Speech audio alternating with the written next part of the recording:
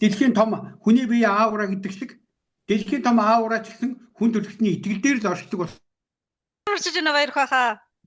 Сайхан намарч байна. Оо сайхан. За эх орноор маань сайхан намар болж байна уу? За ойрд огцом жоохон сэрүүлж чинь да. Гэхдээ яг угаасаа одоо нөгөө жамын юм чинь тэгэл.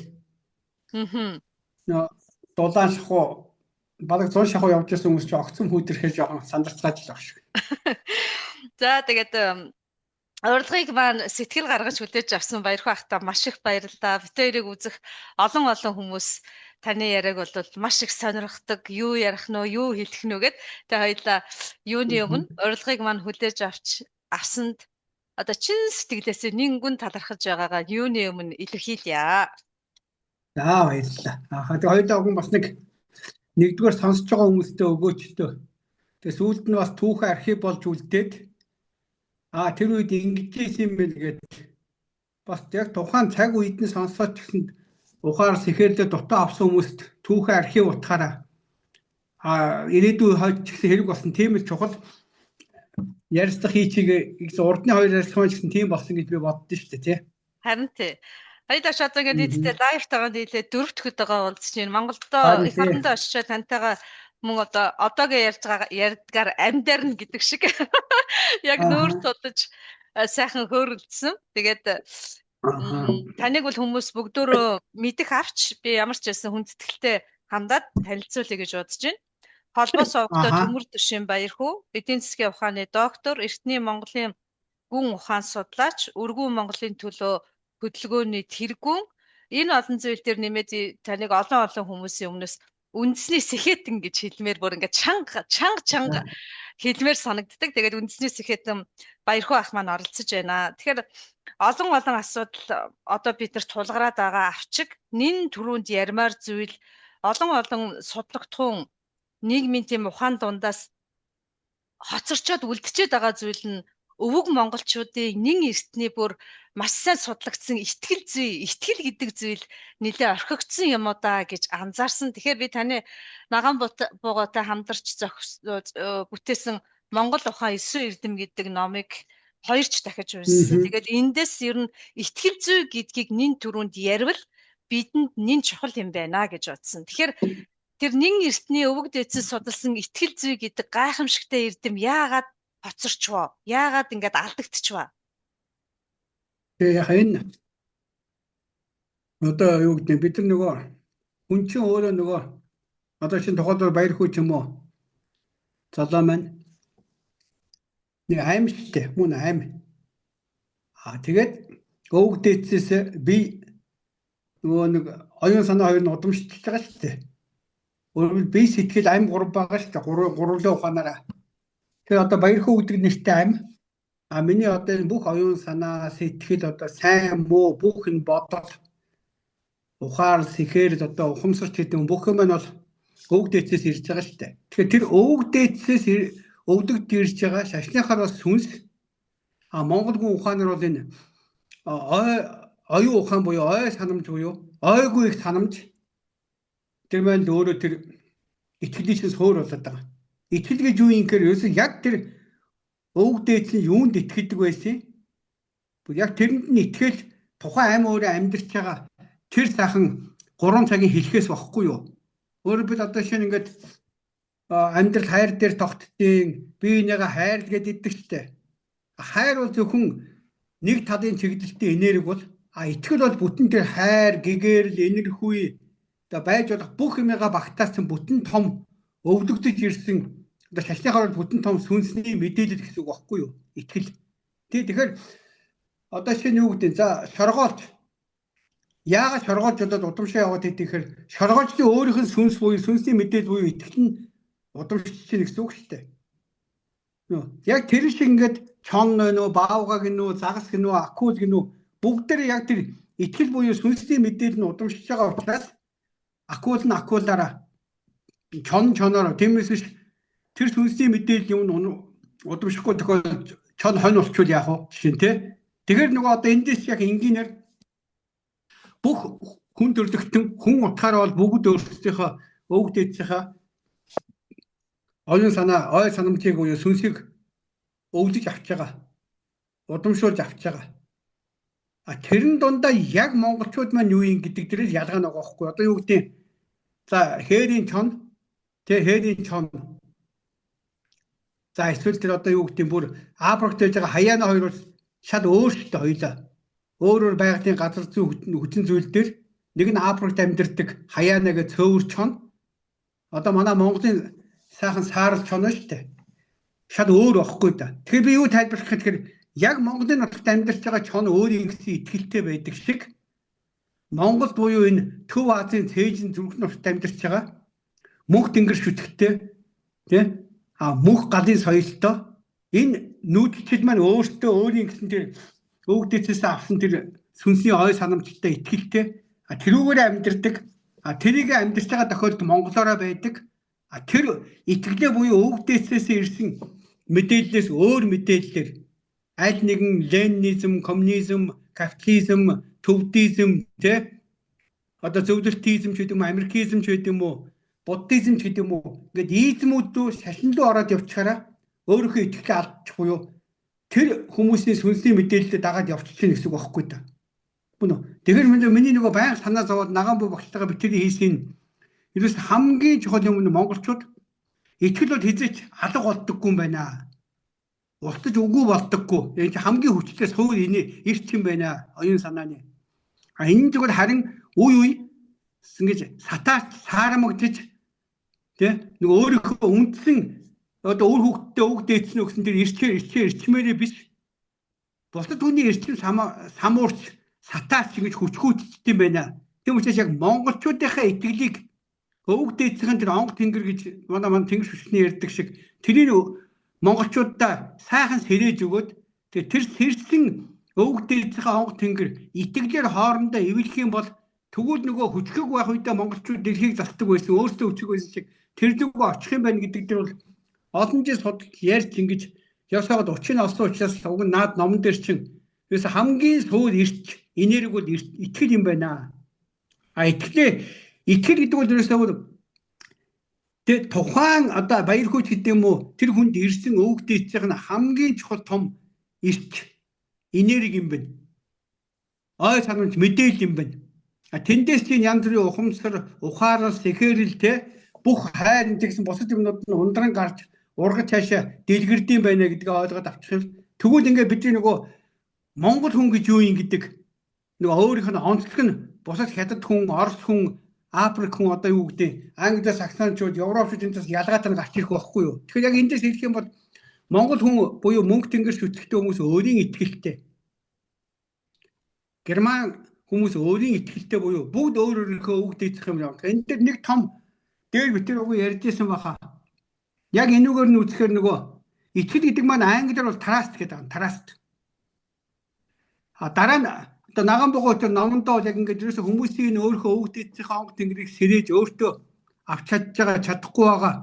Бусдыг дагаж байгаа ч гэдэг юм англиар үзэхээр яг өөрийнхөө үг дээдсийн онгод тэнгэр буюу ой санамжаар амьдардаг хүмүүс маань бол итгэлээр амьдардаг итгэлтнүүд буюу траструуд англиар бол орсоор бол веруиши гэдэг орсоор. За дараа нь өөрийнхөө үг дээдсийн онгод тэнгэр тэднээс ирсэн эрч энергиэр ой санамжаар амьдардаггүй. Одоо буддын номлол юм уу христийн номлол Коран судар эсвэл өнөө цагийн одоо энэ янз бүрийн капитализм, коммунизмын онол гэдэг измизмын тэг бүр туйлын үнэн гэж үнэмшээд тэгээд тэр лөө амьдээд явчих юм бол тэгвэл наач нөгөө найдвараар амьдрахад үл итгэлээ хаяа дараагийн төвчний болчихж байгаа. Энэ нь бол одоо англиар бол нөгөө believers-үүд баггүй юу? Believers. Эхнийх нь бол trustер шүү дээ. Англиар бол хоёрдугаар шатных нь бол believers. Тэ? Орсоор бол veruishi. Биш эхнийх ч үлээж veruishi чи эхнийх нь. Орсоор бол нөгөө хоёрдугаар шатны надеюшис яг. Мөн үү? Тийм, надежда гэж хэлдэг шүү дээ. Ингээр тэгээ хамгийн доотлох нь болохоор ерөөсөө итгэлээр биш өвөг дээдсийн онгод тэнгэрээр амьдардаггүй. Яг одоо энэ том измүүд шашин энтрээс хуур цаад философи барьж авч чаддаггүй. Тэгээ тэрийг заавал нэг ламаар юм уу Тэ будны шашны ламаар эсвэл христийн шашны пастораар эсвэл коммунист онолыг номлодог номлогчоор эсвэл өнөөгийн либерал неолиберал онолыг номлодог номлогчоор тэ бүр тэнд ингэж дагаад угаасаа үнэмшин гэдэг төвчнөөс доогоор орсон юм. Тэрийг бол бид нэг одоо хопперс гэж англиар мөргөлчд. Мөргөлтөнгөө. Оросоор бол ожидаа шиг гэдэг байгаа. Мөргөлчд, гордогчд монголоор. Тэгэхээр ингээд нөгөө яагаад би чинь санаа зовоод ингээд Нагамбо багштайгаа ингээд тайлбарлаж ихэд монголчууд бол хүчрэг үедээ бол бүгдээрээ итгэлтнүүд байсан байхгүй траструуд. Тэгээ хэзээ бид нар хүчгүй болсон гэхээр нөгөө өөрсдийнхөө өвөг дээдстэй итгэхэ болохоор өөрсдийнхөө өвөг дээдстэй итгэнэ гэдэг нь тэр өвөг дээдсээс өөрсдөд нь өвдөгдөж ирсэн агуу их байгалийн их засаг их цаас хуулийг мэддэг дамжаад ирсэн. Дараа нь хүний их ёсоо мэддэг. Тэгээ их цаас байгалийн их цаас мэддэг, хүний их ёсоо мэддэг хүмүүс чинь дараа нь хамтын амьдралын их засгаа мөн учрыг олцдог. Тэгээ ингээд нөгөө энэ гуравчин өөрөө итгэлээр амьдрдаг хүмүүсийн суурь нь учраас итгэлээс ундарч гардаг. Ингээд монголчууд хүчрэг байсан гэдгийг ерөнхийдөө хайлаад тэгээ энийг одоо тэгвэл дахиж сэргээж монголчуудаа бүгд нь итгэх ухаанаар итгэлээр амьдардаг. Өвөг дээдсийн онгод тэнгээр амьдардаг. 13 дугаар зуунд их эзэн хааны маань үед бүх монголчууд маань бүх одоо юу гэдэг Төв Азийн нүүдэлчин монгол тургатууд маань эсхий тургатууд маань дээр нь бүр эсхий тургат юм биш харь одоо нөгөө дөрвөн хэлийн 5 зүснийхийг гэсэн бид нар чинь нэгтгэж чадсан юм нь юу вэ гэхээр явж ерөөсөө энэ итгэх ухаан байсан юм байна. Тэгээ эндээс чинь нөгөө нэг итгэл даах чадвараараа төрийн дэс эренбэн тогтдог. Одоо 10 хүний итгэл дааж ивэл 10 өрхийн итгэл дааж ивэл 10-ын ноён, 100 өрхийн итгэл дааж ивэл 100-ын ноён, 1000 өрхийн итгэл дааж чадчихвэл 1000-ын гэдэг ингээд төмтийн явцдаг. Бүр жинхэнэ утгаараа итгэлдээ суурилсан эв хамтын тийм төрийн байгууламж, хамтын амьдрал ахуй төрийн байгууламжтай байсан учраас бид нар хүчрэг байсан юм байна гэдэг. Тэгээд тэрний төлөө одоо ингээд энийг тайлбарлаад ном буулгаад дараа нь энийг өнөө цагийн ахуй амьдралынх нь энэ өөрчлөр долларын эзэн яг колоничлол тэрэнд үйлчилж байгаа урагчт нь хийн, хулгайчт нь хийн, авилагчт нь хийн гэдэг ингээд дотор задаргаа нийгэм эдийн засаг улс төрийн бүтц давхрахын байгууламжууд шинжүүд нь ямар байдаг гэдэг онож тавих энээс гарах гац шийдэл гэсэн маягаар нэг мэдсэн 20 жил тайлбарлалт явж байна тий. Тэгэхээр одоо бидний өнөөдөр сэдв бол маш чухал. Хэзээ монголчууд англиар траструуд, оросоор веруиши, монголоор бол итгэлтнүүд. Өөрөөр итгэхүй ухаанаар амьдардаг итгэлтнүүд болсон цаг сая бид нар хинээс хамааралгүйгээр энэ их нутгийнхаа эзэн болоод, хөв заяаныхаа эзэн, тавилангийнхаа эзэн болоод тэгээд дэлхийн ямар ч улсын иргэнээс илүү өргөө, хоримтлалтай, баян иргэдтэй дэлхийн хамгийн сайн бизнес хийх чадвартай тий хамгийн их хүний ёсыг дээдэг мөрддөг зөвхөн өөрийнхөө доторчлолтой ард түмнийхээ итгэл ах トゥ хамаасан цадаа ард түмнийхээ итгэлийг хүлээдэг биш хүн төрөлхтний итгэлийг хүлээдэг тийм одоо нөгөө супер хэро буюу том жанжид болох учраас л ингээл энийг тайлбарлаад зүтгээд байдаг ухаантай юм тий. Харин тий. Таны маань хөдөлмөр 20 жил гэдэг бол асар их хугацаа. Тэгээд судалгаа шинжилгээ тархины бөгөөд ухамсарын тэр ясыг бэхжүүлэх ажил гэдэг бол үнэхээр нүр их хөдөлмөр. Одоо ингээд 20 жил зүтгэжээд харж байхад Монголын үзүүрт гэрэл байна уу? Монголчуудын тэр итгэлийн дотоод хөрс нь хэр сайн сэргэж байна вэ? Яг ийм юм бэлээ. Энэ чинь нэг одоо чинь миний хувьд л 20 жил зарж байгаа боловч нийт монголчуудаа яг энэ сэрээд итгэлээр нь хоорондоо эвэлдэг тэр уламжлалт агуу тийм итгэл дээр суурин нийгэм, итгэл дээр суурилсан ахуй төр, итгэл дээр суурилсан одоо хүчрэг өргүү, хоримтлалтай баян иргэдтэй тийм тий тэгээд үндэстэн улс гэсэн бусад тэр 800 жилийн өмнөх рүү очихын тулд бол ууггүй зүтгэх ёстой юм байлээ. Яагаад тэр нөгөө 800 жилийн өмнө хүчрэг байсан тэр сүнсий чин гадна дотн янз бүрийн хүчний зүйл шалтгаанаас болоод дээр нь дахиад мэдээж тодорхой нөгөө дариг ирэхс Нарны аймгийн өөрийнх нь эргэлт мөчлөг таарад тэг бид нар угаасаа жоохон гэж унтарч одоо мөхгүй мөртлөө нэг унтарч жоохон ирчгүй болдог тэр 360 жилийн мөчлөг тэр нь дуусаад тэгээ ингээд одоо нөгөө бидний дахин сэргэлтийн одоо нөгөө хинди Лев Гумилевгийн хэлдгэр бол пассионар тэсрэлт буюу нөгөө тэсрэлт явдаг штэ хүний сүнсний. Тэгээ тэсрэлтний эхэлсэн байгаа учраас одоо саний өөрийн чинь асуугаад байгаа шиг хэдийгээр 20 жил зүтгэсэн ч гэсэн нэг талаас нь харахад нөгөө чи бодит ямар нөгөө одоо юу гэдэг бизнес хийгээд цогцолж байгаа хөрөнгө тий материал эд материал бараа таваар биш нийгмийн оюун санаанд сүнсийн сэрээж байгаа сэрсэн сүнсэн дээр нь дахиж ухаарлыг өгч байгаа. Тэгээ тэрнээс нь төшөж шинээр нөгөө матрицийн гол суурийг тавьж байгаа бүгдийг эвлэлдүүлэх гэж байгаа том ажил учраас мэдээж хэрэг шууд ингээд одоо бит байдлаар хэмжих хэмжээсээр бол илэрхийлэх хэцүү. Зөвхөн миний өөрийн харж байгаагаар бол нөгөө үг дээдсмэн загтдаг штэ. Алга уруулахын төдийд шинжлэгддэг гэж. Мөн үү? Тэгэхээр одоо бол ерөнхийдөө алга уруулахын төдийд шинжлэгдэхээр ингээд төрөхгүйд ингээд нэг одоо хүүхэд төрөхгүйд нэг Дуншдаг. одоо яа гэж хэлдэг үлээ. Тэр дуушаад хэлдэг штэ. Яг тэр шиг бол нийгмийн оюун санаа, Монголын ард түмний оюун санаа бол бүр дуншаад байгаа нь мэдрэгдээд идэв. Тэгээ одоо би бол ямар ч хэлсэн надад Тэнгэрээс өвөг дээдсээс оноосон энэ үүргийг биелүүлээд одоо хизээ Тэнгэрт буцах хүртлээ бол энэний төлөө зүтгэх нь бол одоо надад өвөг дээдсийн минь тэгээ зарлигдсан зарлиг учраас энийхээ төлөө бол би өөхгүй явна. Тэгээ минь надад өөрт итгэл байхгүй бол би бас ингэж явахгүй байхгүй юу? Айда яг. Өөрөөр би өөрөө яг энэ бүх юм болно гэж итгэдэг. Надад миний өвөг дээдс онгод тэнгэр хэлж байгаад бол бүрэн итгэдэг учраас тэдэр маань юуг нь би тэрийн нэстэ бүр яс хийгээл тэрэн дээр нь хийж чадахгүй судлаад сураад мэдээл яаж хүмүүс тайлбарлах вэ? Яавал зүгөөрөөгөө ингээл яваад идэг болохоос биш би өөрөө бол бүр яг хувь хүнийхээ хувьд энэ амныхаа хувьд бол би яг итгэлтэн байхгүй юу? Хэрвээ би итгэдэггүй бол итгэхгүй ухаанаар өөрийнхөө амьдралыг авч явдаггүй бол өдөд аль хэдийн нэг бол шантраад няцаад болцсон ч байх ч юм уу тийм байхгүй юу. Тэгээ миний одоо ингээд хүмүүс заримдаа намайг ингээд бүтгөхгүй мэддэхгүй мэрэл ингээд олон жил яваад байхын зүтгээд байх ингээд зарим хүмүүс боддог юм шиг байгаа.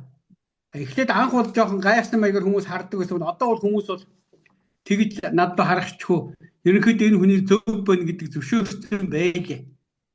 Тэгэхээр би өөрөөхөө дахиад хэлэхээр би өөрийн итгэлтэн трастер вэрүү шүү учраас яг эцсийн тэнгэртээ боцох хүртлээр бол би трастараа амьдрын трастараа байна. Вэрүү шиг байна. Оросд бол нөгөө Надежда умирает последний гэж хэлдэг. Найдвар.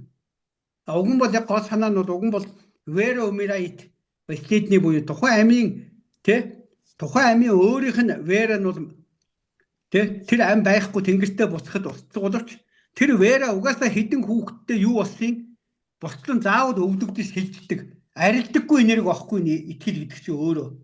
Тэгээ хүн төрөлхтний итгэл гэдэг бол одоо юу гэдэг дэлхийн том хүний бие аавра гэдэг шиг дэлхийн том аавра ч гэсэн хүн төрөлхтний итгэл дээр л оршдог бол дэлхийн маань хүнтэй зүйрлээд үзэх юм бол 7 биетэй аавра гэдэг шиг дэлхийн аавра чинь бүх хүний тэр 8 тэрбум хүний итгэл дээр оршоод байна шүү дээ тийм ээ. Тэгэхээр итгэл гэдгийг одоо та түрүү хэлсэн итгэл гэдэг энэ том тойрог бидний яриад байгаа хайр одоо тэр итгэл сэтгэл зүтгэл юу байдгийг тэр бүхнийг багтаацсан нэг том тойрог юм аа гэд. Тэгэхээр та тэгж дурдсан байсан итгэлийг анх их мөх гэсэн 3 цагийн холбоосыг яг одоо цагт оновчтойгоор мэргэн гаргаж ирж байгаа нь өөрөө итгэл юм аа. Тэгэхээр таны маань одоо амьдралынхаа туршид судалсан, зүтгэсэн, ойлгосон, ухаарсан тэр бүхний нийлбэр нь өөрөө буцаад итгэл болоод бэхждэг юм байна гэж таны саяны ярианаас ингэж ухагдаад байгаа байхгүй юу. Тэгэхээр итгэл гэдэг зүйл нь өөрөө юугаар илэрх юм бэ гэхээр итгэл сэтгэл зүтгэл гэсэн 3 холбоос байна. Тэгэхээр зүтгэл байхгүй сэтгэл байхгүй бол итгэл биечихгүй юм байна. Энэ гуруула хоорондоо нэгдчихэж болох юм байна гэдгийг та тайлбарлаад өгөөч. Харин тийм ингээд одоо наа итгэл гэдэг байгаас чинь өөрөө сая итгэл маань доторчлаа итгэл найдвар горилго гэд задарчлаа мөн үү? Зүтгэл гэдэг нь итгэлээрээ зүтгэх нэг янз. Найдвараар зүтгэх нэг янз. Горилгочдын зүтгэл дахиад өөр байхгүй юу? Тийм байна. Тийм Тий. Тэгэхээр дахиж яг тэрүүгээр ингэж харахгүй бол тэгээд сэтгэл итгэгчдийн сэтгэл бол хамгийн дээд түвшнийхээ. Мөн үү? Найдвар амьдралын сэтгэл бол бас нэг янз واخгүй юу? Гордогчдын сэтгэл нэг янз. Тэгээ одоо манайх ингээд нэг хар мас гэж их ярьдаг шүү дээ. Олон түмэн гэж одоо янз янзаар. Сайрхан. Уул нь бол мэргэд юм байна шүү дээ. Тий. Яг тэгэхээр нөгөө нэг тэр хүмүүс чинь дийлэнх нь хэрвээ одоо дийлэнх нь гордогчд тохиолдолд бидний сэтгэл зүтгэл маань өөрөө гордогчдын сэтгэл зүтгэл байх байхгүй юу? Тийм байна. Одоо өнөөдөр энэ Монголд өрнөд байгаа жишээ нь энэ ман намын бүлэглэлийн тэмцэл биш жишээ нь. Энэ бол цэвэр гордогчсон тийм доогуур төвчний хүмүүс төр гэж нэрлээд байгаа тэр улсын их хурлын тэр рүү очсон. Мөн үү? Тэгээд энэ гордогч өөртөө ядтаа найдварын төвшөнд улс орноо бусдтайгаа найдвар холбогдох асуудал байдаггүй. Өөртөө ч гордогчд мөн тэднийг дагж байгаа бүлэглүүд нь ч гэсэн гордогчдын бүлэгл байдаг учраас нэг талдаа маш хортой. Тэгээд ерөнхийдөө улсаа үндэснээ сүрэлзүү нэг хүчтэй тэрд явж байгаа тийм болчиход байгаа. Тэгээ миний харамсаад байдаг нь Монголын ард түмэн цаашдаа иймэрхүү хамгийн доотлын юм мөргөлчин маягийн гордогчд маягийн хүмүүсийг төрдөө гаргаж болдоггүй. Тэр хүмүүсийн чинь хамгийн ихний үнэлэмж нь огт итгэл даахгүй байхгүй юу? Яг. Одоо Монгол улсын төрд байж байгаа ерөнхийлөгч, ерөнхий сайд, их хурлын дарга гэнүү, их хурлын гишүүн сайд гэнүү. Энэ нь дунд ямарваа нэг байдлаар ард түмний олонхын итгэл байтугай найдварыг төрүүлдэг хүн үлдээгүй байхгүй юу? Ани жоохон тодорхой хэсэг нь эднээс за арайч биднийг тэгчихгүй үсттэй. Эсвэл өөртөө нэг юм их хурлын гишүүн сайд байхын тулд нэг цалин нэмчих байгаа да. Бензиний хангамжийг хийчих байгаа даа гэсэн тийм гордсон маягаар бидэртэй харьцдаг болохоос биш. Мөн үү? Эднэрт бол бүр найдахчгүй эднэрт итгэнэ гэж бол бүр ордоос байхгүй болсон байхгүй юу? Тэгэхээр ингээд яг одоогийн 3 сая 500 мянган иргэн дээр хоёлаа уул нь мэргэд гэж ярьдаг байсан тэдгээр хүмүүс яагаад ийм гордлогын сэтгэлгээтэй болчихвоо? Яавал итгэлийн сэтгэлгээтэй болгох вэ? Энэ нөгөө хэрсүү одоо бүгдөө хэрсүү болъё гэж яриад байгаа чинь ард талдаа итгэлийн гэсэн дээд төвшинг яриад байна шүү дээ. Гэвч яг бодит байдал тийм биш вэ. Тэгэхээр одоо хэдүүлээ яах вэ? Яг энэ дэр нэгдүгээрт яг бид нар ийм юмд яагаад яг ийм болцсон гэдгээ нэгээс оншоо сайн тавимаар юм бэлээ. Яг үнэ. Яагаад гэж. Тэгээ бидний яагаад ийм болсон ч юм бол наган байгаа үеийн номонд бичсэн байж байгаа. Нэгдүгээрт биднийг энэ итгэлээрээ амьдэрдэг байсан агуу тэр монголчуудыг манжизм буюу өнгө мөнгөний хорвоолж хэрсэн байхгүй юу? Наад номон дээр ч юм байж байгаа төвлөд манжизм гэж. Тийм, манжизм гэж орсон. Юу юм гэхээр одоогийн яг манай өнөөдрийн төр хүмүүсийг тэр гордогчдын хоорондоо байж байгаа, шуналтай байж байгаа мөнгө төгрөгийн төлөө бие биенээ яахаас ч утгахгүй, ах цахаа хүндэхгүй. Тэ ах トゥ хамаатан садан бүлээрээ бие биендээ тусалж эвтэй амьдрахаа огт болцсон. Бүгдээрээ ашиг хайдаг. Алдар нэрийн донтоо. Албан тушаалын донтоо энэ бүх юм чи өөрөө манжизм багхгүй юу? Уг нь яг өв монголчууд маань хүчрэг байхын тулд хаан байна уу, жанжин байна уу, хэн байна хамаагүй яг л гэрийн түмэнтэйгээ адилхан амьдардаг байсан. Өөрийгөө тэдрээс илүү гэж үздэггүй. Хэдэн хүн өөрт нь итгэж гин мөн үү?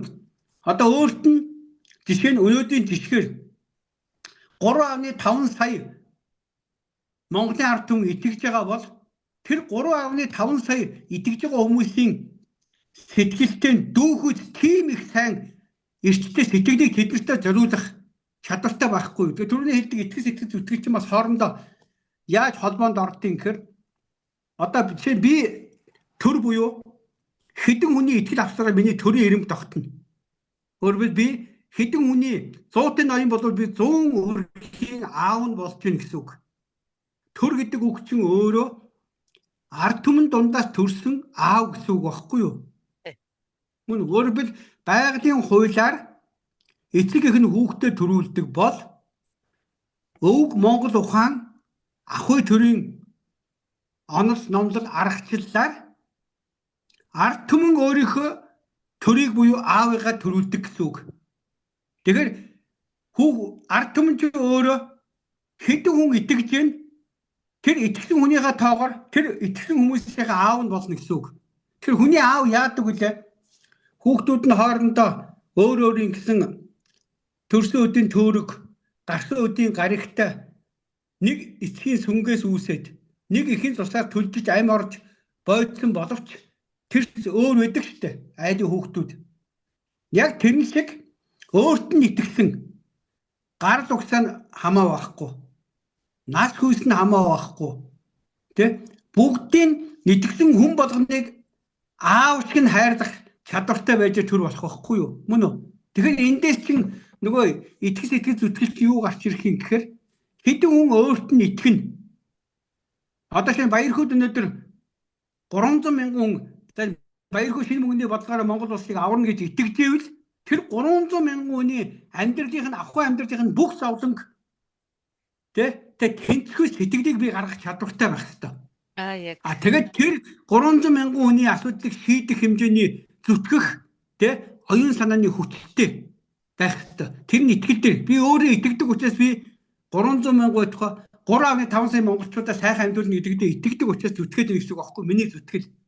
Тэгээд би хэдэн чинээ тэр маань үр дүнд хүрэхин гэхээр миний шинэ мөнгөний бодлого тухайлбал Баярхүйгийн яриад байгаа шинэ мөнгөний бодлогын дэмжээд энэ тогтолцоог нь устгахчи.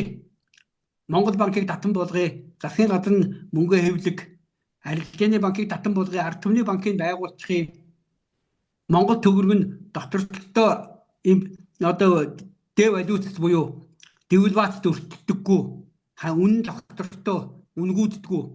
Гадаад худалдаан дээр ханшин доктортой байдаг. Мөн үү? Ийм байдлын тэгээд нэг суур хэдэн ахуй амьдралтай холбоотой юм ийг л надад итгэжчихвэл тэр итгэсэн хүний тоогоор миний зүтгэл сэтгэл байх хэрэгтэй байхгүй юу? Жишээ нь. Одоо энэ ч юм бол яг үнэндээ нэг хүний итгэл аваагүй хүмүүс байж байгаа. Монголын төрд. Нэгэн тодорхой хүмүүс найддаг гэсэн бол одоо эднэрт цуг яваа. Бүлгийнх нь цуг хулгай хийж байгаа ч гэдэг юм уу, цуг лөвөр хийж байгаа эсвэл одоо цуг зүтгэж байгаа сайнаар хэлээ. Тэг хүмүүс ч гэсэн эднэртээ найдахаа болцсон. Зүгээр хамт байгаад бусдаас арай илүү манж маягаар манж соёлоор байх нь хэрэгтэй учраас тэгээд байгаа. Тэгэхээр түрний хэлдэг энэ маань бидний нэгдүгээр тийм хизээж байгаагүй манж ийм соёлоо оруулсан. 200 жил. За дээр нь манж соёлтой хавсаадаад ямар ч буддизм биш, төвдизм рүү авчирч одоо миний хамгийн эмгэнээд идэг нь. Өөрөөр хэлбэл төвдизмийн хамгийн их монголчуудыг хорлож мөргөлчин болгодог юм нь нөгөө монгол хэлээр тэр сайхан номлол сургаал гэгээр юм айлддаггүй төв дээр маань мэгзэмгээд уншчихдаг байхгүй юу. Тэгэхээр нөгөө өөрөө ирэхгүй 300 гаруй жил хар хэлээр уншиж байгаа юмыг энэ хэрэгтэй байж магадгүй гэж бодож мөн үү сүсгэлээд мухраар дагаж мөргөж явсан чи өөрөө өнөөдөр бидрийг бүр оюун санааны хамгийн доод түвшний мөргөлчин боолчуд болгочиход байгаа байхгүй да. Тэр хамгийн их монголчуудыг хорлож байгаа юм бол энэ төвдизм. Тэр одоо чинь гандан хэд болон бусад бүх хийдүүд тэр уншиж байгаа номуудаа бүгдийг монгол хэлээр уншаад тэр монгол хэл дундаас нь хүмүүс ухаарл хэгээрл хайр авдаг байх юм бол тэгвэл болж байгаа. Мөн үү? Гэтэл юуны бүүмэд ална гэдэг байгаа мó тална гэдэг байгаа мó юу гэдэг байгаа бүүмэд тийм хайр хэлээр уншиж чадгүй. Ямар ялгаа байгаа төв дээр ном унших одоо англиар ч юм уу тэр христийн сүмд номдол айлдах. Одоо шинэ христийн сүмд өнөөдөр Монголд байж байгаа христийн сүмд очиод хэрвээ англиар тэр номлолтыг айлдах юм бол тэр хүн ерөөсөө нэг цоглохгүй шүү дээ. Тэр христийн чинь бүгдийн бүр өстө Библиэ бүр төгс орчуулад дараа нь тэрийн өстө бүр монголчуудад маш сайн тайлбарладаг пасторууд шашны зүтгэлдүүдэд бэлтгэж байгаад байгаа учраас өнөөдөр энэ монхруулдаг төвдийнхээс хамаагүй хилэн дагагчтай хамаагүй олон хүнийг хамарсан сүсгтнүүдтэй мөргөлдөлтөй болчиход яваад байна шүү дээ. Мөн үү? Тэгэхээр монголчуудыг сүүлийн 300 жил хамгийн хорлолцсон юм нь нэгдүгээрт манж маягийн юм өнгө мөнгөний хорвоо зоосны төлөө, алдар нийтийн төлөө, албан ёсны төлөө яахаас буцахгүй болгосон тэр сэтгэлгээ буруу соёл манжийг дагаж орж ирсэн. Хоёрдугаар тийм төвдийсэн буюу төрлөх монгол хэлээр нь хүнийг ухаарал, сэхээрл, гэгээрл, бие биенээ хайрлах, бие биенээ инэрх тэр агуу юмд хөтлөх ёстой буддын сургаалыг төвд хэлээр майн мэгзэм уншаад тэр нь өөрсдийнх нь амьдрах арга болсон бүтэн давхарга орж ирж ингэж болсон өөрөө монголчуудыг оюун санаанууд хамгийн доод түвшний боолчууд мөргөлчд болгочихж байгаа. Хоёрдугаар том аюул нь. За тэгэд гуравдугаар аюул нь юу юм гэхээр нөгөө нэгэнт ингээд нөгөө мөнгө төгрөг албан тушаал энэ яахаас буцахгүй болоод дээр нь монгол хэлээрээ оюун санааныхаа өвлөгдөж ирсэн тэр агуу их тийм өв соёлоо аваад идэхгүй ухаанаараа сайхан хүний ясаад биентэйгээ ярьж хөргөө болоод эхэлж гутчин мөн үү үндэст нь өөрөө улсын суур болж исэн бол үндэст нь суур байхаа болоод тэгээд өнөөдөр Монгол улсын иргэдийн манж төв соёл дээр байсан бөөгнүүд бол хувирчаад байгаа байхгүй юу? Харин тийм ээ. Таныг ингээд 20 жил уушгийнхаа 3 судсыг тэлтэл, гөрөөдийнхаа судсыг гүрэлцэл яг нэг юм үндэстэн язгуур гүн Монгол гэсэн зүйлээ яг ингээд амиар нь ингэж авч явах гээд байгааг харж нөгөө тэмцэж байгаа хүнтэй нэгэн цаг үед амьдарч байгаа нь бидний бас их аз юм. Тэгэхгүй бол та нар маань байхгүй үндэсний сэхэтнүүд дуурахгүй болохоор одоо ингээд нөгөө тэр таны ярьж байгаа төөрөгдөл хаана хинээ би хинээгээ ч мэдэхгүй асар олон ийм үеуд гарч ирээд байна. За тэгвэл одоо хоёлаа энэ эмзэгдлийг ирээдүйн цаг дээр авчираад бидний хойч үе одоо хэрхэх вэ? Энэ дээр та нэг гарц гаргалгаа хэлж өгөөч. Хэлийн чандад өсөж байгаа тэр олон мэдлэгтэй хүүхдүүд Монгол орондоо байгаа мөртлөө харь хилээр орж байгаа тэр олон бяцхан хүүхдүүд эдгээр ирээдүйн маань хэрхэх вэ? Яах вэ? Ингээд байгаа. Одоо юу ихэр нөгөө хүн өөрөө ахуйгаас их хамааралтай нийгэм эдийн засаг төрийн байгууламж руу орчхороо ахуй анхдагч болчихсон тохиолдолд мөн үү? Тэгэхээр нөгөө улам доройт руу явчихж байгаа. Тэгэхээр нэгэнд ахуй анхдагч болсон энэ нийгмийн сэтгэхүй дөнгөж төрсөн хүүхдээс эхлээд ингээ хөгшин хөвөөгөө бүгд ийм тохиолдолд яг тэр ахуйгаар нь хөтлөөд ахуй хямралгүй болгоод дараа нь ахуй хямралгүй болгосон хүмүүс дээрээ энэ газар нутгийнхаа эзэн та нар шүү гэж ойлгуулж өөрийгөө хуримтлалтай баян иргэн болгоход за энийг ийм болоод цаашаа ингээд хүчиг бай гэвэл өвөг Монгол гүн ухаанаас судлаад өвөг дээдлийнхаа онг тэнгэр рүү ороод тэндээс та нар өнөө цагийнхаа яаж амьдрах гол тэр агуу том эрч хүч тайлбарыг аваад тэрэн дээр цөмөрөө эвлэж нэгдэж ягаад дахиад хүчиг Монголоо байгуулъя гэсэн ийм шатлалтай явахгүй болохгүй болчиход байгаа байхгүй юу? Тэр эхлээд заавал энэ ахуй хямралаас нь салгахгүй бол ахуйгаар нь хөдлөөд үндэснийх нь буюу өвөг дээдсийн сүнслээс нь салгаад өөрсдийнхөө тэр том спорт одоо юу гэдэг урлаг Холливуудын кино Холливуудын урлаг тэгээд одоо NBA-гийн сагс хөдөлмөрүүд за дээр нь араас нь тэгэд одоо юу гэдэг порно юу гэдэг бүтэн том хүн төрлөختнийг өвөг дээдсийн онг тэнгэр мэдээлэлээс нь итгэлээс нь салгаад мөргөлчин болгож хуураад өдөртөж явдаг юм бүтэн том чөтгөрүүдийн сүлжээ дэглэлийг захираад байгаа байхгүй яг бодит байдалтай. Мөнгөөр нь ахуйгаар нь барьцаалаад газар нутаг бүх юмын дээр нь ирээдүй амьдрал юутай хитэн. Тэгэн гутаа нэг боолын цалин өгөөд нэг өрнөөс өрнөө орнд байлгангуудаа тэрүүгээрээ бүтэн цагаа хөдөлмөг үзэх, сагс үзэх, Холливуудын кино, солонгос одмод одоо юу гэдэг байж болох бүх самууруулдаг юмнуудаа бүгдээрээ сайхан самууруулаад тэгээд тэр нь амьдрал юм шиг. Зүүн бол хүн бол яг одоо нөгөө өөрийгөө хүн гэж мэдрээд За би өөрөө ийм хүн юм чигээд өөрийнхөө итгэлийг олчингуудаа тэрийгээ би тэгвэл үр хүүхдтэй яаж буцаж тэр итгэлээ өвлүүлэх үү? Тэгэд ингээд тэр нь өөрөө амьдралынх нь үнэхээр аз жаргал байдаг тийм оюун санааны том итгэлтнүүдийг огон бид нар бий болгохгүй ёстой байдал чинь бүр ингээд доошоо яваад тэр 8.1 хэдэн тэрбум хүмүүсийн дийлэнх нь юм мөргөлчд болцсон байж байгаа. Тэдний төвшөндөө монголчууд очиад байгаа байхгүй юу? Гэтэ би бол яг монголчуудаа нэгдүгээр өвөг дээдстэй итгэдэг, өөртөө итгэдэг. Нийт монголчууд маань мөн одоогоос 800 жилийн өмнө итгэл дээрээ суурлаад бүгд хүн төрлөختнийг төхнүүлж улсынх ясыг сахиулж чадчихсан юм чинь тэгнэ гэж итгэдэг учраас тэгээ таны өөрийн чинь асуудаг ихтэд ахуй хямралгүй болгоод дараа нь ахуй ирээдүйдээ итгэх итгэлийн даалсанд байж байгаа хоримтлуулсан мөнгө төгрөг байшин барьдаг хөрөнгө гэд айхамгүй болгоод мөн үү? Тэгээд энэ юм чинь та нарт хэн үлдээсэй, өвөг дээдс ч үлдээсэй. Яаж үлдээсэй? Ингэж үлдээсэй.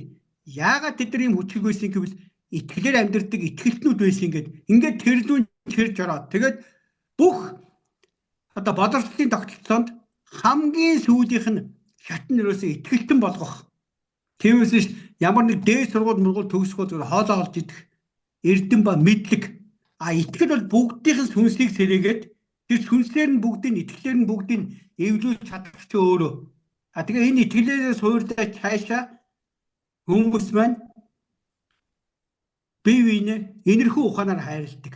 Энэрхүүгээр одоо хайраас ч юм уу цаашаа дараагийн шаттай энэрхүү гэдэг бол одоо монголчуудын энэрл гэж ярьдаг штэ. Тэгэхээр хайр гэж байдаг, энэрл хайр гэж байдаг штэ. Тэгээ тэр зүүн ингээд аваачихгээд ингээд шатарсан юмнуудыг энэ. Гэхдээ заавал бид нар өнөөдөр нөгөө биднийг ахуугаар нь боолчлоод байгаа учраас тэр боолчлогдоод байгаа ахуугийн шийдгүүднээсээ би нөгөө шинэ мөнгөний боддог гэд өргүү болгоод хүн болгонд энэ газар нутаг байгалийн баялагийнх нь өмчлөх эрхийг өгөөд тэгээ тэндээсээ хүн болгон дэлхийн хамгийн баян улсын иргэдээс илүү баян байхаар